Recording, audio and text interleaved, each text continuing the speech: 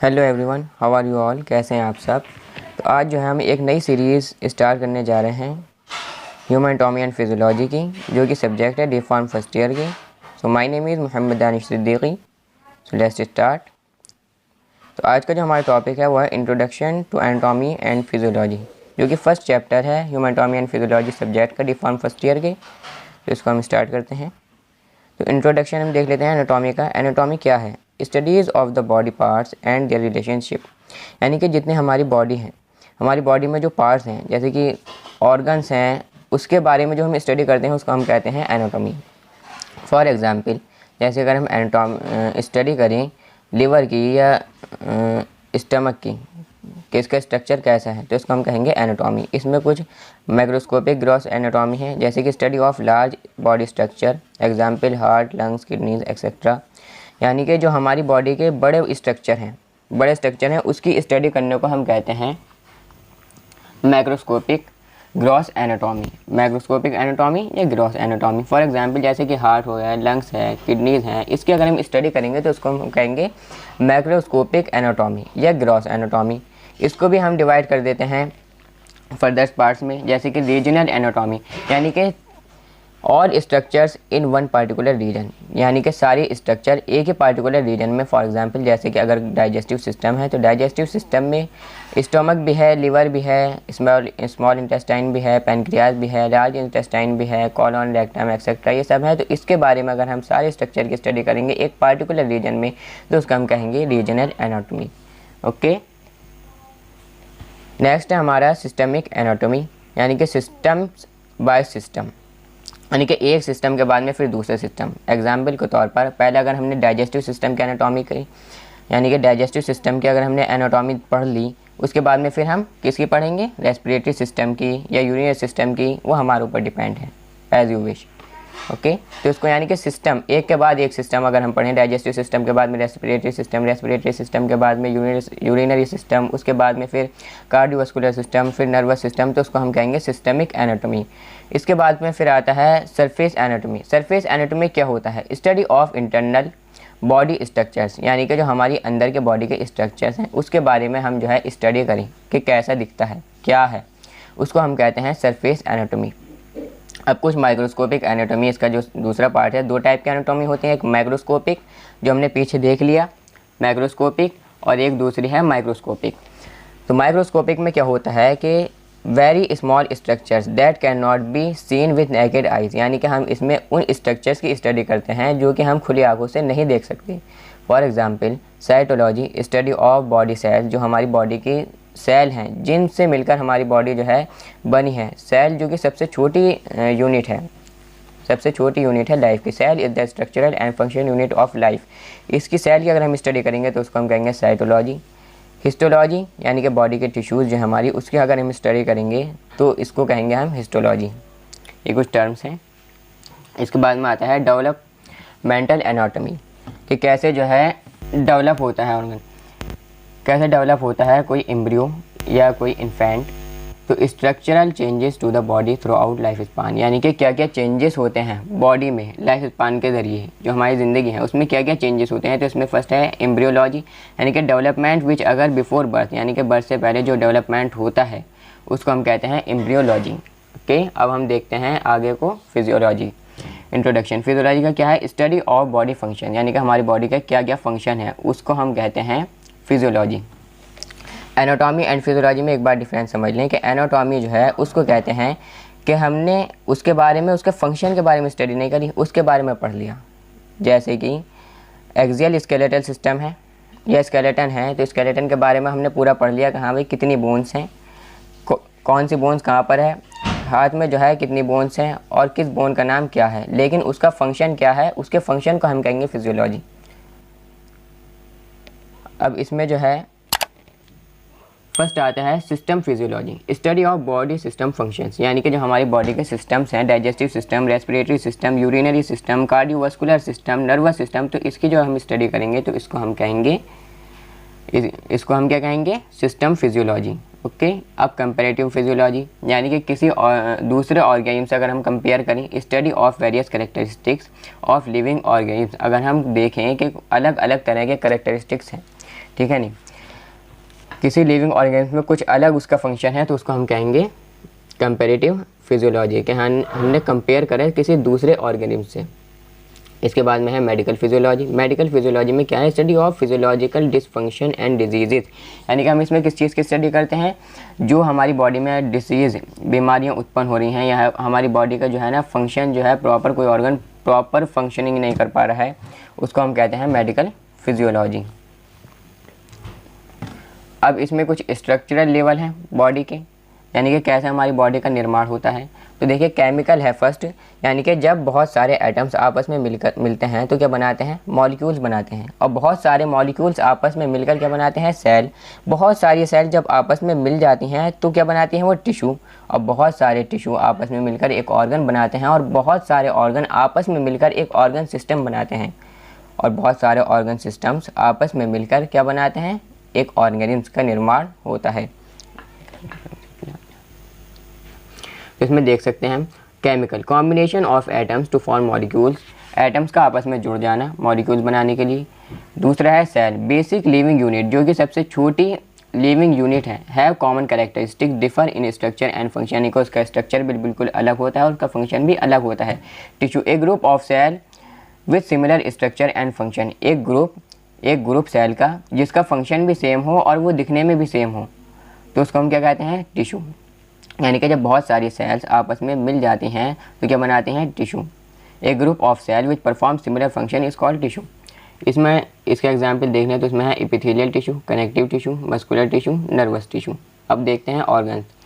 तो 2 और more tissues work together perform 1 और मोर कॉमन फंक्शन, यानी कि जब 2 या 2 से ज़्यादा टिश्यूज़ आपस में मिलकर काम करते हैं तो उसमें क्या बनाते हैं, वो एक ऑर्गन का निर्माण होता है। जैसे कि अगर कोई ऑर्गन है, जैसे ऑर्गन है हमारा स्टमक, तो स्टमक का फंक्शन क्या है, सिक्रीट भी करता है एंजाइम्स, और कॉन्ट्रैक्ट भी करता है, रिलैक्स भी करता है। कॉन्ट्रैक्ट भी करता है, रिलैक्स भी करता है। Churning of food and movement of food किस में होता है, माउथ में भी होता है और स्टमक में भी होता है। तो इसके अलग अलग फंक्शन है, तो अलग अलग टिश्यूज़ इसको परफॉर्म कर रहे हैं, लेकिन एक ही उसमें परफॉर्म कर रहे हैं, इसलिए हम उसको नाम देते हैं ऑर्गन। और जब बहुत सारे ऑर्गन्स आपस में मिल जाते हैं तो बनाते हैं ऑर्गन सिस्टम। जैसे कि डाइजेस्टिव सिस्टम में कितने ऑर्गन्स हैं, यानी कि फर्स्ट तो आ गया आपका माउथ, फिर फेरिंग्स आया, फिर ओजोफेगस, ओजोफेगस के बाद में स्टमक, स्टमक के बाद में लार्ज इंटेस्टाइन, स्मॉल इंटेस्टाइन फिर लार्ज इंटेस्टाइन, उसके बाद में फिर रेक्टम, एनस। और इसमें एसेसरी ग्लैंड्स भी होती हैं, जैसे कि पैनक्रिएटिक, यानी कि एक लिवर होता है और एक पैनक्रियाज होती है। तो ये क्या हुआ, ऑर्गन सिस्टम। अब जब ये बहुत सारे ऑर्गन सिस्टम्स आपस में मिल जाते हैं तो क्या बनाते हैं, एक बनाते हैं हमारे सिस्टम्स ऑफ द बॉडी, यानी कि बॉडी के जितने भी सिस्टम्स हैं। तो फर्स्ट है इसमें इंटीगुमेंट्री सिस्टम। इसमें क्या पढ़ते हैं हम, इसमें स्किन के बारे में पढ़ते हैं। तो external cover of the body, skin, यानी कि जो एक्सटर्नल कवर है बॉडी का वो क्या है, स्किन, जो कि करती है प्रोटेक्ट करती है टिश्यूज़ को किसी भी इंजरी से। और इसमें जो है ना ये साइट है कुटिनियस रिसेप्टर्स और स्वेट और ऑयल ग्लैंड्स की, यानी कि जो स्वेट वगैरह निकलता है ना, पसीना वगैरह, वो इसमें स्किन में छोटे छोटे पोर होती हैं, जिसके ज़रिए जो है स्वेट वगैरह जो वेस्ट मेटाबॉलिक प्रोडक्ट है वो बाहर हो जाता है। नेक्स्ट सिस्टम है इसमें स्केलेटल सिस्टम। स्केलेटल सिस्टम में बोन्स के बारे में पढ़ते हैं। बोन्स क्या करती हैं, प्रोटेक्ट करती हैं और सपोर्ट करती हैं बॉडी को, ऑर्गन्स को, और एक डेफिनेट शेप देती हैं बॉडी को। ऑर्गन्स को प्रोटेक्ट करती हैं, जैसे कि लंग्स को प्रोटेक्ट कर रही हैं रिबकेज। रिबकेज में क्या प्रोटेक्टेड है, लंग्स है, हार्ट है, ये क्या किसमें प्रोटेक्टेड है, ये रिबकेज में प्रोटेक्टेड है। और ऐसी स्कल है, ब्रेन उसमें प्रोटेक्टेड है। इसमें नेक्स्ट सिस्टम है मस्कुलर सिस्टम। मस्कुलर सिस्टम में मसल्स के बारे में पढ़ते हैं कि कैसे मसल जो है मूवमेंट करती हैं, कैसे जो है मूवमेंट करती है वो। नर्वस सिस्टम में जो है हम जो है ब्रेन के बारे में, सेंसरी रिसेप्टर्स के बारे में, नर्व्स के बारे में और स्पाइनल कॉर्ड के बारे में पढ़ते हैं कि ये नर्वस सिस्टम, यानी कि जो पूरी बॉडी का जो कंट्रोल कर रहा है वो कौन कंट्रोल कर रहा है, नर्वस सिस्टम कंट्रोल कर रहा। ठीक है। नेक्स्ट है एंडोक्राइन सिस्टम, यानी कि हार्मोन्स के बारे में पढ़ते हैं इसमें, जो हमारी बॉडी का हार्मोन्स हैं कि किस ग्लैंड से कौन सा हार्मोन रिलीज़ हो रहा है। ऑक्सीटोसिन हार्मोन कौन सी ग्लैंड से रिलीज़ हो रहा है, एडिनल ग्लैंड से कौन सा हार्मोन रिलीज़ हो रहा है और उस हार्मोन का क्या फंक्शन है। कार्डियोवास्कुलर सिस्टम में किसके बारे में पढ़ते हैं, ब्लड वेसल्स के बारे में पढ़ते हैं, हार्ट के बारे में पढ़ते हैं ब्लड के बारे में पढ़ते हैं कि कैसे ब्लड जो है पूरी बॉडी में पंप हो रहा, कैसे पूरी बॉडी में फ्लो हो रहा है ब्लड। लिम्फेटिक इम्यून सिस्टम, यह इम्यून सिस्टम में किसके बारे में पढ़ते हैं कि रोग प्रतिरोधक क्षमता, यानी कि जो हमारी बॉडी जैसे कोई भी बैक्टीरिया, फंजाई, वायरस वगैरह अगर हमारे ऊपर अटैक करेगा तो जब हमारी बॉडी का अंदर एंटर कर जाएगा तो हमारा जो इम्यून सिस्टम होगा वो उसको वहीं किल कर देगा, तो उसको कहते हैं हम इम्यून सिस्टम, यानी कि बीमार होने से हमें इम्यून सिस्टम हमारा बचाता है। नेक्स्ट है रेस्पिरेटरी सिस्टम, इसके बारे में क्या, ब्रीथिंग के बारे में पढ़ेंगे, इसमें लंग्स के बारे में, नोज़ के बारे में, नेज़ल कैविटीज़ के बारे में, ठीक है, फेरिंग्स के बारे में, ट्रैकिया के बारे में कि इन्हेलेशन क्या है, एक्सहेलेशन क्या है, कैसे ऑक्सीजन इनहेल होती है, कैसे एक्सहेल होती है, क्या प्रोसेस होता है, कैसे जो है ब्लड तक, बॉडी टिश्यूज़ तक पहुंचती है। डाइजेस्टिव सिस्टम में क्या पढ़ेंगे, डाइजेस्टिव सिस्टम में जो है कि कैसे खाना हमारा एब्जॉर्ब हो रहा है, कैसे वो छोटे छोटे पार्ट्स में जो है टूट रहा है, कौन कौन से एंजाइम्स उसमें मदद कर रहे हैं, कैसे वो हमारी बॉडी में उसका एब्जॉर्प्शन हो रहा है, और कैसे वो जो वेस्ट प्रोडक्ट है वो फेसेस के फॉर्म में बॉडी से एक्सक्रीट हो रहा है। नेक्स्ट है यूरिनरी सिस्टम, यानी यूरिन का बनना कि वाटर को जो है रेगुलेट करता है, इलेक्ट्रोलाइट को और एसिड बेस को बैलेंस करता है बॉडी के, उसमें उसको हम यूरिनरी सिस्टम कहते हैं। यानी कि ब्लड को क्या कर रहा है, ये फिल्टर कर रहा है, और जो वेस्ट प्रोडक्ट है उसको क्या कर रहा है, बाहर निकाल रहा, तो उसको क्या कहते हैं हम यूरिनरी सिस्टम। इसमें यूरिनरी ब्लैडर के बारे में पढ़ेंगे, किडनीज़ के बारे में पढ़ेंगे, यूरेटर्स के बारे में पढ़ेंगे, यूरेथ्रा के बारे में पढ़ेंगे, ठीक है। Reproductive system production of babies, कैसे ओवम और स्पर्म जो है फर्टिलाइज हो रहे हैं, कैसे फर्टिलाइजेशन हो रहा है। एनाटॉमिकल तो इसमें जो है सभी के बारे में पढ़ेंगे। और standing position with the body erect facing forward, feet slightly apart, arms hanging and palms also facing forward, यानी कि स्टैंडिंग पोजीशन में अगर कोई पर्सन खड़ा है बिल्कुल सीधा स्टैंडिंग में, और उसका चेहरा भी सामने की तरफ है, फीट भी जो है बिल्कुल सामने की तरफ है, हल्के से जो है स्लाइटली अपार्ट है, हल्के से जो है थोड़े दूर हैं, हाथ भी सामने हैं और हाथ की जो हथेलियाँ हैं वो भी सामने हैं। तो ये क्या है, हमारी एनाटॉमिकल पोजीशंस। इसके बारे में कुछ डायरेक्शनल टर्म्स हैं। Explain and locate precisely where the body structure and its relation to another, यानी कि इसमें क्या है कि हम किसी भी ऑर्गन को लोकेट कर सकते हैं कि कौन सा ऑर्गन कहाँ पर है। इसमें कुछ टर्म्स हैं जैसे कि सुपीरियर क्रेनियल आ गए इसमें, यानी कि टुवार्ड्स द हेड, यानी कि हेड के ऊपर का जितना हिस्सा है वो सुपीरियर में आता है क्रेनियल में, और हेड के नीचे का इंफीरियर में। एंटीरियर यानी कि फ्रंट ऑफ द बॉडी सामने का, और पोस्टीरियर बॉडी के पीछे का। Medial mid line of the body यानी कि बिल्कुल बीच बॉडी का, और लेटरल यानी कि बीच से थोड़ा सा दूर, और इंटरमीडिएट मीडियल और लेटरल के बीच की लाइन, ठीक है। Proximal close to the body origin, यानी कि बॉडी ऑरिजिन से बिल्कुल क्लोज, और distal away from the body origin से दूर, जैसे कि हैंड वगैरह, ठीक है। अब है superficial external towards body surface के पास, deep internal away body surface से दूर। तो इसमें डायरेक्शनल टर्म में देख सकते हैं आप कि ये हेड जो है ये सुपीरियर है, यानी कि ऊपर का हिस्सा है, और हेड से नीचे का जो है वो इन्फीरियर है, सामने का एंटीरियर और पीछे का पोस्टीरियर, नीचे का प्रॉक्सिमल, और फिर लेग से यानी कि नी से घुटनों से नीचे तक का डिस्टल। उसके बाद में इधर का राइट पार्ट आ गया, इधर का लेफ्ट पार्ट आ गया, ये मिड लाइन आ गई बीच में, ये इसमें मीडियल टर्म आ गई और लेटरली, ठीक है। इधर नीचे को इन्फीरियर, ऊपर को सुपीरियर, साइड में डिस्टल यानी कि थोड़ा सा दूर, और ऊपर इधर से प्रॉक्सिमल और डिस्टल, ये देख सकते। अब कुछ है इसमें रीजनल टर्म्स। तो रीजनल टर्म्स कितनी है, दो हैं, एक्सियल और परपेंडिकुलर। यानी कि एक्सियल रीजन में क्या आता है, एक्सिस ऑफ द बॉडी, यानी कि बॉडी की एक्सिस, यानी कि इसमें आता है हमारा स्कल आती हैं और स्पाइन आती है, यानी कि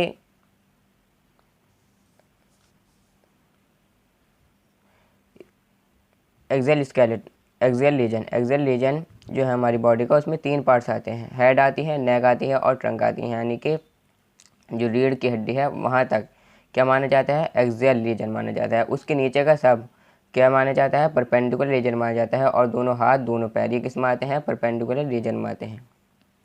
इसके बाद में है बॉडी के प्लेन्स और कुछ सेक्शंस। सैजिटल प्लेन क्या है? Vertical plane divide body into right and left, यानी कि वर्टिकल प्लेन जो है वो डिवाइड करता है बॉडी को राइट और लेफ्ट पार्ट में। सैजिटल प्लेन जो है वो एग्जैक्टली कट करता है मिड लाइन से, बीच से, जिसको हम मिड सैजिटल या मीडियन प्लेन कहते हैं। और सैजिटल प्लेन जो है ऑफसेट करता है मिड लाइन को, जिसका हम पैरासैजिटल प्लेन कहते हैं। बॉडी प्लेन्स एंड सेक्शंस, इसमें आता है frontal plane, vertical line that divides the body to anterior and posterior, यानी कि वो वर्टिकल लाइन जो कि बॉडी को उसके अगले हिस्से से और उसके पिछले हिस्से को अलग अलग तरीके से दिखाए, उसको हम कहते हैं वर्टिकल लाइन। यानी कि फ्रंटल एंटीरियर पार्ट अलग और पोस्टीरियर पार्ट अलग, ये देख सकते हैं आप फ्रंटल प्लेन। इसमें है फिर दूसरा ट्रांसवर्स प्लेन, यानी कि ऊपर का पार्ट अलग और नीचे का अलग, यानी कि सुपीरियर अलग दिखाए और इन्फीरियर अलग, तो उसको कहते हैं हम हॉरिजॉन्टल प्लेन। ये कुछ टर्म्स आ गए मोशंस के, फ्लेक्सेशन, एक्सटेंशन, ये आप इमेजेस में देखकर समझ सकते हैं, इसमें कोई ऐसे समझाने वाली बात है नहीं। बॉडी कैविटी, बॉडी कैविटी कितनी बॉडी कैविटी हैं? दो, एक डोर्सल एक वेंट्रल। तो ये प्रोटेक्ट करती हैं नर्वस सिस्टम को। डोर्सल कैविटी जो है वो प्रोटेक्ट किसे करती है? नर्वस सिस्टम को, यानी कि ब्रेन को और स्पाइनल कॉर्ड को। दो डिवीज़न में जो है ये डिवाइड होते हैं, ठीक है, एक क्रेनियल कैविटी में और स्पाइनल कैविटी में। कितने कैविटी में डिवाइड हुए? दो में, क्रेनियल कैविटी में और स्पाइनल कैविटी में। क्रेनियल कैविटी किसको प्रोटेक्ट करती है?